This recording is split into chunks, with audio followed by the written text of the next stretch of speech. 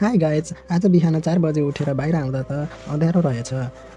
हामी चाहिँ धनगढी सामान पुर्याउन बसपार्क गयौँ। सामान छोडेर आउँदा उज्यालो भइसकेको थियो। रुममा आए, त्यसपछि खानासाना खाएर घरतिर निस्किएँ। सानो भिडियो बनाउँदै घरतिर लागेको बसमा बसेको एकजना साथी पनि भेट भयो। मैले ह्याप्पीडेन्ट लगेको थिएँ। बसमा खानुको बेग्लै मजा छ। न्याम न्याम न्याम। केही बेरमा घर आइपुगेँ।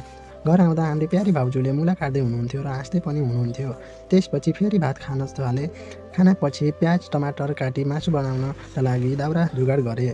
यत्तिकैमा आमा आइपुग्नुभयो। संस्कारलाई फलो गर्दै दाउराभित्र लगी आगो बाली भाँटो तताएर एकछिन खुसीले नाच्दै सुरु गरेँ। तेल एड गरेँ, मासु एड गरेँ, 15 मिनटपछि मसलाहरू पनि एड गरेँ। त्यसपछि आफ्नै करेसा बारीमा फलेको मुला उखाली धोइ पखाली काटी राखेर टेस्ट गरेँ। एकदम यम्मी बनेको थियो भन्दै काटेका मुला र मुलाका सागहरू एड गरिदिए। पार्ट 2 को लागि कमेन्ट गर्नुहोला।